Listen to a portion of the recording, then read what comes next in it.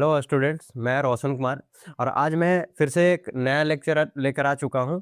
और आज हम लोग पढ़ने वाले हैं पार्ट 3, जो कि हम लोग Indian civilisation and culture chapter पढ़ रहे थे, उसी का हम पार्ट 3 पढ़ने वाले हैं, जिसमें कि हम बात करने वाले हैं पैराग्राफ 9 टू हम 16 का बात करने वाले हैं।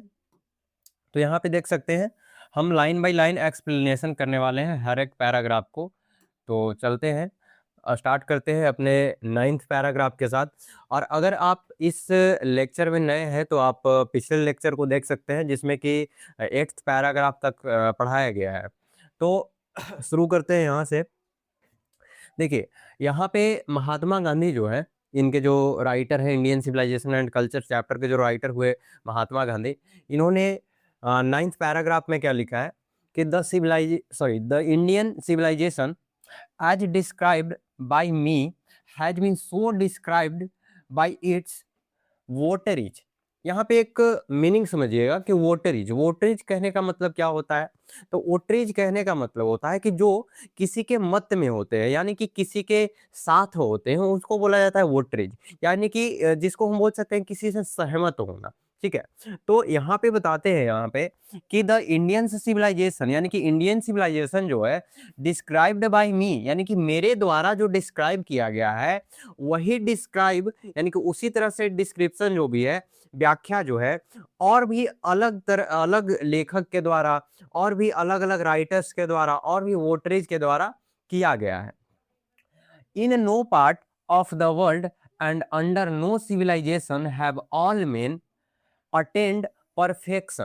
अब यहाँ पे समझिएगा, यहाँ पे एक बात बोलते हैं कि कोई भी सिविलाइजेशन या फिर कोई भी सभ्यता, कोई भी कल्चर या फिर कोई भी कंट्री ऐसा नहीं है जहाँ के हर व्यक्ति या फिर कोई भी एक व्यक्ति जो है परफेक्शन को अटेंड कर ले। परफेक्शन कहने का मतलब एकदम परफेक्ट होना, यानी कि कंप्लीट होना बोल सकते हैं, एकदम संपूर्ण होना। तो कोई भी ऐसा व्यक्ति नहीं है जो कि अपने काम में निपुण हो सकता है पूरी तरह से। यानी कि हम एक बात समझ सकते हैं यहाँ से कि कोई भी काम अगर आप कर रहे हो, कोई भी काम, तो उसको पूरी तरह से परफेक्ट नहीं किया जा सकता है। कुछ न कुछ खामियां होता ही है। पूरी तरह से परफेक्ट कोई भी नहीं कर सकता है, चाहे वो जिस भी सिविलाइजेशन से हो, चाहे वो इंडियन सिविलाइजेशन से हो, चाहे वो वेस्टर्न सिविलाइजेशन से हो। तो वही यहाँ पे बात करते हैं कि in no part of the world and under no civilisation, है कि किसी भी सिविलाइजेशन में कोई ऐसा व्यक्ति नहीं हो सकता है जो कि परफेक्शन को अटेन कर पाए। The tendency of Indian civilisation, यहाँ पे समझिएगा, टेंडेंसी कहने का मतलब होता है प्रवृत्ति। टेंडेंसी कहने का मतलब प्रवृत्ति। The tendency of Indian civilisation is to elevate the moral being. यहाँ पे एक बात समझिएगा, यहाँ पे बोला जाता है कि जो इंडियन सिविलाइजेशन का जो प्रवृत्ति है, यानी कि इंडियन सिविलाइजेशन का जो यहाँ पे व्यवहार है, यहाँ का जो प्रवृत्ति है, जो तरीका है, वो है एलिवेट करने का। एलिवेट कहने का मतलब होता है, एलिवेट कहने का मतलब उठाना। एलिवेट कहने का मतलब उठाना समझ सकते हैं, यानी कि ऊपर उठाना बोल सकते हैं। तो यहाँ पे जो इंडियन सिविलाइजेशन जो है ना एलिवेट करता है, वो भी किसको? तो मोरल बीइंग को, यानी कि नैतिक नैतिक व्यक्ति को, नैतिक जिसमें नैतिकता पाया जाए उन लोगों को क्या करता है? ऊपर उठाने का काम करता है। That of the western civilisation is to propagate immorality. और वहीं पे अगर हम बात करें वेस्टर्न सिविलाइजेशन का, यहाँ भी बताते हैं कि वहीं पे अगर हम बात करें वेस्टर्न सिविलाइजेशन का, तो वो क्या करते हैं? प्रोपोगेट करते हैं। प्रोपोगेट कहने का मतलब होता है झूठा खबर फैलाना, जो बात नहीं हो सकता है वैसे बातों को फैलाना, तो उसे हम प्रोपोगेट बोल सकते हैं। तो वेस्टर्न सिविलाइजेशन क्या करता है? प्रोपोगेट करता है, फैलाता है क्या? तो इमोरलिटी, यानी कि अनैतिकता को क्या करता है? कि फैलाने में मदद करता है। वहीं पे अगर हम इंडियन सिविलाइजेशन एंड कल्चर का बात करते हैं, इंडियन सिविलाइजेशन में बात करें, तो वो क्या करता है? कि एलिवेट करता है मोरल बीइंग को, यानी कि नैतिकता से रिलेटेड लोगों को क्या करता है? ऊपर उठाने का काम करता है। The the latter is godless. यहाँ पे समझिएगा, यहाँ पे जो लेटर वर्ड का बात हुआ है, यहाँ पे लेटर वर्ड का जो बात हो रहा है, लेटर कहने का मतलब यहाँ पे वेस्टर्न सिविलाइजेशन से बात कर रहे हैं, वेस्टर्न सिविलाइजेशन का तुलना कर रहे हैं यहाँ पे कि द लेटर इज गॉडलेस, यानी कि जो वेस्टर्न सिविलाइजेशन जो है ना, वेस्टर्न सिविलाइजेशन वो गॉडलेस है, उन लोग के पास ईश्वर नहीं है, भगवान नहीं है, उसमें विश्वास ही नहीं रखते हैं वो लोग। The former is based on a belief in God, लेकिन जो इंडियन सिविलाइजेशन है, फॉर्मर कहने का मतलब इंडियन सिविलाइजेशन, जो इंडियन सिविलाइजेशन जो है वो गॉड्स में बिलीव करते हैं, भगवान में विश्वास करते हैं और ईश्वर की पूजा करते हैं। So understanding and so believing, यानी कि बहुत अच्छे तरह से ईश्वरीय शक्तियों को समझते हैं और उनमें हम विश्वास करते हैं। It behaves every lover of India to cling to the old Indian civilization even as a child cling to the mother's breast। यहाँ पे एक मीनिंग समझिएगा, क्लिंग, क्लिंग कहने का मतलब होता है, क्लिंग कहने का मतलब चिपकना, इसको याद रखिएगा, क्लिंग कहने का मतलब चिपकना। तो यहाँ पे जो बात कर रहे हैं महात्मा गांधी, वो बोलते हैं कि जो every lover, every lover of India, यानी कि जो भी इंडिया से लगाव रखता है, जो भी इंडिया से प्यार करता है, उसको क्लिंग करना चाहिए ओल्ड इंडियन सिविलाइजेशन से। जो पुराने सिविलाइजेशन जो है, इंडियन सिविलाइजेशन के जो पहले चला करते थे, उस सिविलाइजेशन से क्लिंग करना चाहिए, यानी कि चिपक के रहना चाहिए, बोल सकते हैं ऐसा। जैसा कि एज, यानी कि जैसा, even as a child clings to the mother's breast, जैसा कि एक बच्चा जो होता है अपनी माँ के छाती से चिपक कर रहता है, वैसे ही हमें ओल्ड इंडियन सिविलाइजेशन से चिपक कर रहना चाहिए। और यहीं पे 9th पैराग्राफ खत्म होता है। अब हम चलते हैं नेक्स्ट पैराग्राफ पे। अब बात करते हैं 10th पैराग्राफ पे। I am no hater of the west. यहाँ पे एक बात समझिएगा, बहुत ही अच्छे तरह से महात्मा गांधी क्या करते हैं, इस पैराग्राफ को लिखते हैं और बोलते हैं I am no hater of the west. मैं वेस्ट, वेस्ट कहने का मतलब कि वेस्टर्न सिविलाइजेशन, यानी कि वेस्टर्न सिविलाइजेशन से मैं नफरत नहीं करता हूँ, हेट नहीं करता हूँ। और आगे बोलते हैं I am thankful to the west for many a thing. और बात करते हैं कि जो मैं हूं ना, मैं थैंकफुल हूँ, धन्य हूँ, या फिर धन्यवाद देना चाहता हूँ वेस्टर्न सिविलाइजेशन को बहुत सारे चीज़ों के लिए, बहुत सारे चीज़ों के लिए जो कि वेस्ट से, यानी कि वेस्टर्न सिविलाइजेशन से मैंने सीखा है। I have learn from western literature. और बहुत सारी चीज़ है, बहुत चीज़ें हैं जिसके बारे में मैंने वेस्टर्न लिटरेचर से सीखा है, उसके लिए क्या कर रहे हैं, थैंक्स बोल रहे हैं, यानी कि धन्यवाद बोल रहे हैं।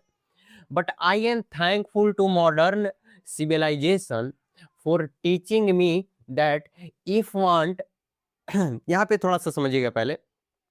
But I am thankful to modern civilisation for teaching me, और ऐसा सिखाने के लिए, इन सब बातों को सिखाने के लिए मैं मॉडर्न सिविलाइजेशन को थैंकफुल करता हूँ, यानी कि फिर से धन्यवाद दे रहे हैं यहाँ पे।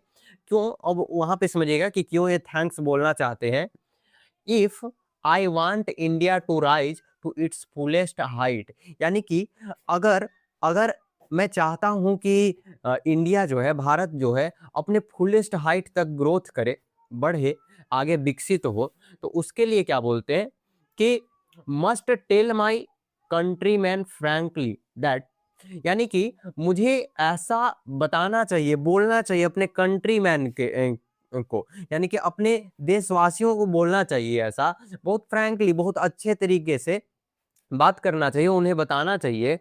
After years and years of experience of modern civilisation, यानी कि जो मॉडर्न सिविलाइजेशन का इतने वर्षों का जो मेरा अनुभव है, उसके साथ मुझे अपने देशवासियों को बताना चाहिए कि I have learned one lesson from it, यानी कि मैंने इनसे एक लेसन सीखा है, एक पाठ पढ़ा है, जो कि क्या है कि that is that we must shun it at all cost. यहाँ पे देखिए, सन कहने का मतलब होता है दूर रहना, ठीक है, सन कहने का मतलब होता है दूर रहना, जिसको हम कीप अवे बोल सकते हैं।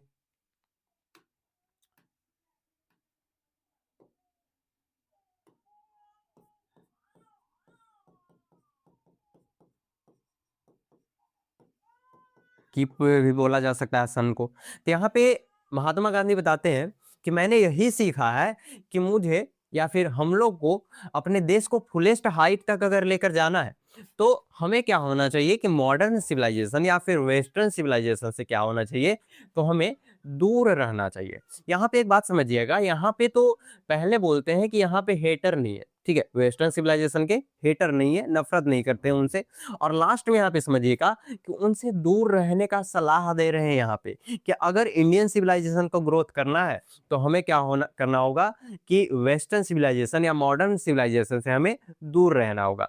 यहाँ बहुत ही अच्छे तरह से इस पैराग्राफ को लिखते हैं और हमें समझाते हैं कि मॉडर्न सिविलाइजेशन से हमें क्या रहना चाहिए, तो बहुत दूर रहना चाहिए। अब हम चलते हैं नेक्स्ट पैराग्राफ पे। What is that modern civilisation. अब बताते हैं, यहाँ पे पूछते हैं, एक सवाल करते हैं कि आखिरकार मॉडर्न सिविलाइजेशन है क्या, जिससे दूर रहने के लिए सलाह दे रहे हैं। तो यहाँ पे समझिएगा कि मॉडर्न सिविलाइजेशन क्या है, तो it is the worship of the material. It is the worship of the material. Worship कहने का मतलब होता है पूजा करना। जैसे हम बोलते हैं ना कि वर्क इज वर्शिप, कर्म ही पूजा है, वैसे ही यहाँ पे समझिएगा it is the worship of material. ये क्या है कि पूजा पाठ है किसका, तो मटेरियल का। मटेरियल कहने का मतलब वस्तु बोल सकते हैं, ठीक है। मटेरियल, मटेरियल में बहुत सारी चीजें आ सकता है, गाड़ी हो सकता है, बंगला हो सकता है, घर हो सकता है, वस्तु हो सकता है। तो ये क्या है ना, मॉडर्न सिविलाइजेशन में क्या है कि हम वस्तुओं का पूजा करते हैं, ठीक है।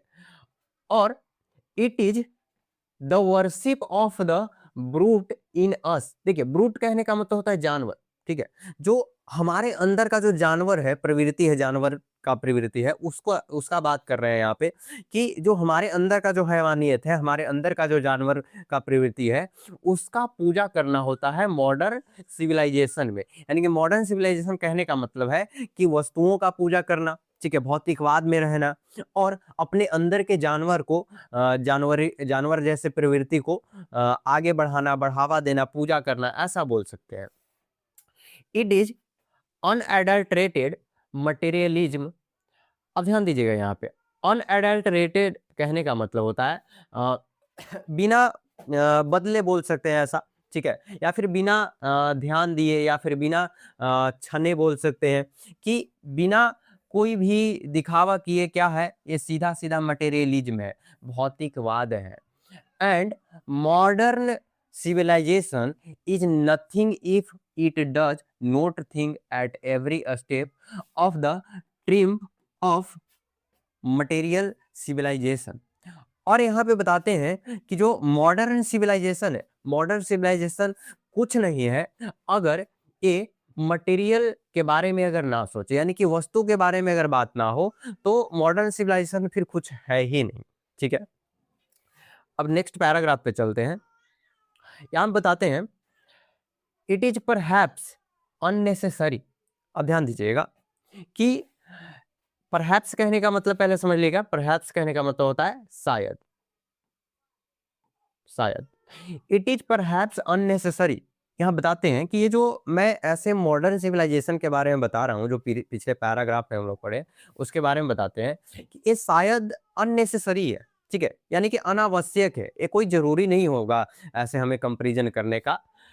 इट इज यूजलेस, ये यूजलेस हो सकता है, ठीक है, to weigh the merits of the two civilisation. यानी कि टू सिविलाइजेशन के योग्यता को पहचानने के लिए जो हम बात कर रहे हैं मॉडर्न सिविलाइजेशन का और इंडियन सिविलाइजेशन का, वो अननेसेसरी है, जरूरी नहीं है करना, और ये यूजलेस हो सकता है, बेकार हो सकता है, ठीक है, क्योंकि it is likely that the West has evolved a civilization suited to its climate and surroundings. यहाँ पे बात करते हैं कि जो मॉडर्न सिविलाइजेशन है, जो वेस्टर्न सिविलाइजेशन है, अगर उसका हम बात करते हैं तुलना का, तो वो हमें तुलना करना अननेसेसरी होगा, अनावश्यक होगा, जरूरी नहीं है, क्योंकि हर एक सिविलाइजेशन जो होता है अपने अनुसार डेवलप करता है। उसी तरह से यहाँ पे समझाते हैं कि जो वेस्टर्न सिविलाइजेशन है ना, वो अपने अनुसार इवॉल्व हुआ है, विकसित हुआ है अपने क्लाइमेट के साथ, यानी कि अपने क्लाइमेट और सराउंडिंग के साथ, अपने आसपास के लोगों के साथ, अपने आसपास के जो भी जगह है उसके अनुसार क्या हुआ है कि सराउंडिंग के साथ डेवलप किया है, विकसित हुआ है। इसलिए हम ऐसा कंपैरिजन नहीं कर सकते क्योंकि मॉडर्न सिविलाइजेशन जो है अपने जगह पे सूटेड है, वहां पे अपने जगह पे वो सूट करेगा। और अगर हम बात करें सिमिलरली, यानी कि एंड सिमिलरली उसी तरह से we have a civilisation suited to our conditions and both are good in their own respective sphere. यहाँ पे समझिएगा कि उसी तरह से जिस तरह से मॉडर्न सिविलाइजेशन अपने जगह पे सूट करता है, उसी तरह से हमारा सिविलाइजेशन जो इंडियन सिविलाइजेशन है वो भी क्या करता है कि अपने जगह पे, अपने कंडीशंस में, ठीक है, अपने सराउंडिंग्स में, अपने आसपास में क्या है, सूट करता है। तो अगर हम बात करें मॉडर्न सिविलाइजेशन का तो अपने जगह पे ठीक है, और अगर हम बात करें इंडियन सिविलाइजेशन का तो वो अपने जगह पे ठीक है। इसलिए यहाँ पे बोलते हैं कि एंड बोथ आर गुड, यानी कि दोनों क्या है, अच्छा है। कहाँ? तो देयर ओन रिस्पेक्टिव स्फीयर, यानी कि अपने अपने प्रिस्पेक्टिव से, अपने अपने जगह पे क्या है कि दोनों सही है। अब हम नेक्स्ट पैराग्राफ पे चलते हैं। The distinguishing characteristic of modern civilization is an indefinite multiplicity of human wants. अब यहाँ पे बताते हैं कि जो मॉडर्न सिविलाइजेशन का जो कैरेक्टरिस्टिक यानी कि विशेषता है, मॉडर्न सिविलाइजेशन का जो बहुत अलग अलग विशेषता है उसमें से ये है कि इनडिफिनिट मल्टीप्लिसिटी ऑफ वांट्स, ठीक है, ह्यूमन वांट्स, यानी कि इनडिफिनिट, अनिश्चित, यानी कि फिक्स नहीं है। क्या? तो ह्यूमन वांट्स, यानी कि जो मॉडर्न सिविलाइजेशन है उसका एक विशेषता है कि इसमें मानव के इच्छाओं का जो चाह होता है, जितने भी हम कुछ चीजों का चाह रखते हैं, इच्छा रखते हैं, उसका इनडिफिनिट मल्टीप्लिसिटी यानी कि बहुत ज्यादा है, जिसको हम फिक्स नहीं कर सकते या फिर लिमिट में नहीं ला सकते हैं। The characteristic of ancient civilization is an imperative restriction upon and a restrict regulating of these wants। यानी कि समझिएगा कि एंशियंट यानी कि प्राचीन सभ्यता, यानी कि मॉडर्न सिविलाइजेशन जो है, आधुनिक सभ्यता जो है, उसका अगर बात करें तो उसमें क्या है कि इंडिफिनिट ह्यूमन वांट्स है, ठीक है। लेकिन अगर हम एंशियंट का बात करते हैं, यानी कि प्राचीन का बात करते हैं, जो पहले सिविलाइजेशन चला करता था, तो उसमें क्या है कि वांट्स पे रेस्ट्रिक्शन है, ठीक है। वांट्स पे क्या है? रेस्ट्रिक्शन है, रुकावट है, ठीक है। एंड स्ट्रिक्ट रेगुलेटिंग, ठीक है, मतलब कि बहुत स्ट्रिक्ट तरह से उसको रोका जाता है कि हाँ हम ज्यादा इच्छा नहीं कर सकते हैं, ठीक है। दीज वांट्स यानी कि उन सभी वांट्स पे हम ज्यादा इच्छा नहीं कर सकते हैं। द मॉडर्न और western establish areas really from want of living faith in a future state. अगर हम बात करें मॉडर्न और वेस्टर्न सिविलाइजेशन का, ठीक है, यहाँ पे बताते हैं कि मॉडर्न और वेस्टर्न सिविलाइजेशन का अगर बात करते हैं तो वो क्या करता है कि हमें फ्यूचर स्टेट में रखता है, ठीक है। ऐसा समझिएगा कि आज अभी आप जैसे अगर पढ़ाई कर रहे हैं, ठीक है, तो क्या करते हैं हम कि हम आगे का भी सोचने लगते हैं कि आगे हमारे पास घर होगा, बंगला होगा। तो ये हम क्या करते हैं कि अभी रियल लाइफ के बारे में हम नहीं देखते हैं, वर्तमान में बात नहीं करते हैं, और क्या करते हैं कि फ्यूचर में हम लोग देखने लगते हैं, फ्यूचर में जीने लगते हैं कि हम फ्यूचर में क्या करेंगे, क्या बनेंगे, ठीक है। तो वही बात करते हैं कि मॉडर्न सिविलाइजेशन जो है ना, वो फ्यूचर स्टेट में हमें रखता है।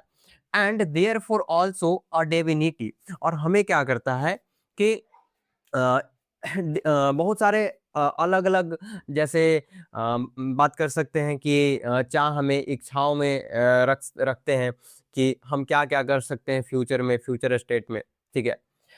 The restraint of ancient or eastern civilization areas from a belief often in a spirit of ourself in a future state and the existence of a divine power।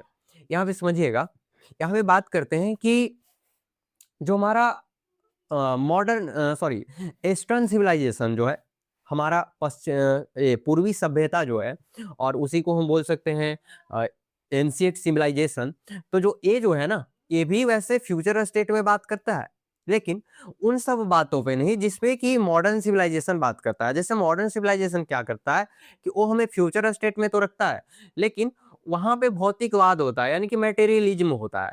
लेकिन यहाँ पे क्या है कि फ्यूचर स्टेट में रखने के साथ साथ हम लोग को एग्जिस्ट करता है डिवाइन पावर में, यानी कि आत्मशक्ति में बोल सकते हैं, ठीक है, यानी कि ईश्वरीय शक्ति में हम लोग क्या करते हैं, विश्वास करते हैं। अब नेक्स्ट पैराग्राफ पे चलते हैं। Some of the immediate and brilliant results of modern inventions are maddening to resist। यहाँ पे बात करते हैं कि बहुत सारे ऐसे इमीडिएट यानी कि बहुत जल्दीबाजी में जो रिजल्ट्स निकलते हैं, बहुत सारे ऐसे इन्वेंशन है जिसमें कि बहुत अच्छा रिजल्ट निकलता है, जो कि हमें क्या करता है ना, हमें पागल कर देता है, हमें मैडनिंग कर देता है रजिस्ट करने से, यानी कि हमने मानने से क्या करता है, हम पागल हो जाते हैं। But I have no manner of doubt that the victory of man lies in that resistance। But हमें क्या है, हमें कोई शक नहीं है, कोई संदेह नहीं है, कोई डाउट नहीं है उस पे जीत पाने के लिए, जिस जीत में लोग कूद जाते हैं, जहाँ पे रहते हैं और रजिस्टेन करते हैं। We are in danger of bartering away the permanent goods for a momentary pleasure. यहाँ पे समझिएगा कि हम लोग बार्टरिंग कहने का मतलब होता है लेन देन करना, ठीक है, बार्टरिंग कहने का मतलब लेन देन करना। तो हम लोग क्या है, हम लोग डेंजर में है, ठीक है, हम लोग डेंजर में किस वजह से, क्योंकि हम बार्टर कर रहे हैं आजकल मोमेंटरी प्लेजर के लिए अपना परमानेंट गुड्स को, ठीक है, यानी कि अपने परमानेंट अच्छाइयों को क्या कर रहे हैं कि मोमेंटरी प्लेजर के लिए लेन देन कर रहे हैं, यानी कि बदल रहे हैं हम लोग। मोमेंट्री प्लेजर क्या होता है, तो जिसमें हम थोड़ा सा आनंद ले सकते हैं, इंजॉय कर सकते हैं, उसको बोल सकते हैं मोमेंट्री प्लेजर्स, यानी कि पल भर का जो आनंद होता है वो उसको बोला जाता है मोमेंट्री प्लेजर। यानी कि मोमेंट्री प्लेजर्स के लिए हम लोग क्या करें, अच्छे चीजों को गंवा रहे हैं। अब नेक्स्ट पैराग्राफ पे चलते हैं। Just as in the West, they have made wonderful discoveries in things material। अब यहाँ पे बात करते हैं मॉडर्न सिविलाइजेशन के बारे में या फिर वेस्ट सिविलाइजेशन के बारे में, कि वेस्टर्न सिविलाइजेशन जो है ना, वो एक्चुअली में सच में बहुत सारे अच्छे अच्छे इन्वेंशन किए हैं, ठीक है, जो कि किस तरह के हैं, तो वो है थिंग्स, यानी कि वस्तुओं में बहुत अलग अलग वस्तुओं का डिस्कवरी हुआ है, खोज हुआ है, इन्वेंशन हुआ है, जो कि मटेरियल है, जो कि क्या है, वस्तु है, ठीक है। सिमिलरली उसी तरह से हिंदुइज्म, यहाँ पे बात करते हैं जो हिंदू जो लोग हैं, जो हिंदू समूह है, has made a still more marvellous discoveries in things of religion of the spirit of the soul. यहाँ पे समझिएगा, स्पिरिट कहने का मतलब होता है कि ईश्वर जो आत्मा होता है ना, देखिए यहाँ पे सोल का मतलब होता है आत्मा, सोल का मतलब आत्मा, और स्पिरिट का भी मतलब होता है आत्मा। बट ये आत्मा जो होते हैं ना, जो ईश्वर से जुड़े होते हैं, वैसे को बोलते हैं स्पिरिट, यानी कि आत्मा ही होता है लेकिन ईश्वर से जुड़ा हुआ। तो यहाँ पे बात करते हैं कि सिमिलरली जो हिंदुइज्म में जो डिस्कवरीज हुए हैं ना, वो रिलीजन से रिलेटेड है, ठीक है, धर्म से रिलेटेड है, ठीक है, एंड स्पिरिट से रिलेटेड है, आत्मा से रिलेटेड है, जिसमें हम ईश्वर की आत्मा में विश्वास रखते हैं, ठीक है। तो इस तरह का इन्वेंशन जो है, डिस्कवरी जो है, हमारे हिंदुइज्म में है, जिसमें हम ईस्टर्न सिविलाइजेशन में भी बात कर सकते हैं या फिर इंडियन सिविलाइजेशन में बात कर सकते हैं। अब नेक्स्ट पैराग्राफ पे चलते हैं। But we have no eye for this great and fine discoveries. बट हमारे जो डिस्कवरीज किए गए हैं इंडियन सिविलाइजेशन में, उसको देखने के लिए हमारे पास नो आई, यानी कि कोई ध्यान ही नहीं है, ठीक है, कोई ध्यान ही नहीं देता है कि हम भी बहुत सारे अलग अलग तरह के, बहुत सारे रिलीजन रिलेटेड, ईश्वर से रिलेटेड डिस्कवरीज, बहुत सारे खोज कर चुके हैं। वी आर डैजल्ड, ठीक है, डैजल्ड कहने का मतलब होता है हैरान, ठीक है, डैजल्ड कहने का मतलब हैरान होना, ठीक है, हैरान होना, यानी कि हम क्या है कि हम डैजल्ड हैं, हम हैरान हैं by the material progress the western science has made. और हम लोग क्या है ना कि हम लोग उसी चीज में हैरान है कि बहुत सारे वेस्टर्न सिविलाइजेशन, वेस्टर्न लोग जो है, मॉडर्न सिविलाइजेशन जो है, अलग अलग तरह से मटेरियल का निर्माण किए हैं। हम अपने डिस्कवरीज को नहीं देख रहे हैं यहाँ पे, ठीक है, हम अपने डिस्कवरीज को नहीं देख रहे हैं कि हमने भी बहुत सारे अच्छे अच्छे, उससे भी अच्छे अच्छे मार्वलस डिस्कवरीज किए हैं, लेकिन हमें ध्यान कहाँ पे है, हम किससे हैरान है, तो हम मॉडर्न सिविलाइजेशन, मॉडर्न प्रोग्रेस से परेशान है कि उन्होंने किस तरह से साइंस में डेवलपमेंट किया और किस तरह से अलग अलग मटेरियल्स का निर्माण किए, अलग अलग मटेरियल्स के बनाने के लिए इन्वेंशंस किए।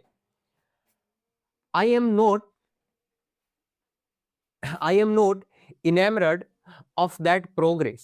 In fact, it almost seems as thought God in his wisdom has prevented India from progressing along those lines. अब ध्यान दीजिएगा यहाँ पे कि यहाँ पे महात्मा गांधी बात करते हैं कि मैं इससे खुश नहीं हूँ, ठीक है, इससे क्या हूँ, खुश नहीं हूँ।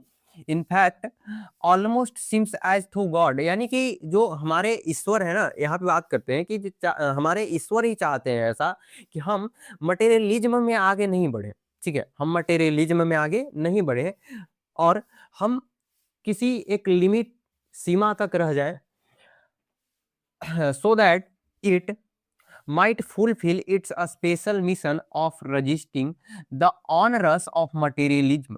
अब यहाँ पे ध्यान दीजिएगा, यहाँ पे लास्ट लाइन में बताते हैं महात्मा गांधी कि मैं इससे खुश नहीं हूँ कि वेस्टर्न सिविलाइजेशन से और इन बातों से, क्योंकि हमें लगता है कि हमारे जो ईश्वर है, हमारे जो भगवान है, वही क्या करते हैं, वो मिशन चलाए हुए हैं, एक स्पेशल मिशन के तहत हमें रजिस्ट करते हैं, हमें रोकते हैं, ठीक है, कि बहुत सारे अलग अलग इन्वेंशन करने से, यानी कि हम कर सकते हैं, इन्वेंशन कर सकते हैं, बहुत सारे अलग अलग तरह के वस्तुओं का निर्माण कर सकते हैं, लेकिन हमें क्या किया गया है, हमें एक लिमिट दिया गया है, हमें एक लाइन में रोका गया है कि जहां तक हम अच्छे से अपना जीवन यापन कर सके, ठीक है, और भौतिकवाद में ना जाए, इस वजह से हमें क्या किया गया है, स्पेशल मिशंस के थ्रू, गॉड के स्पेशल मिशन के थ्रू हमें रजिस्ट किया गया है, रोका गया है यहाँ पे। तो आज का लेक्चर यहीं तक, हम यहाँ पे 16 पैराग्राफ तक कवर कर चुके हैं, ठीक है, इस लेक्चर से रिलेटेड एक और लेक्चर आएगा, ठीक, जिसमें कि हम पूरे पैराग्राफ को, इस चैप्टर को कवर कर लेंगे। तो आज के लिए इतना ही, वॉच करने के लिए थैंक्स, और आपको ये अच्छा लगे तो चैनल को सब्सक्राइब और वीडियो को लाइक कर दीजिएगा।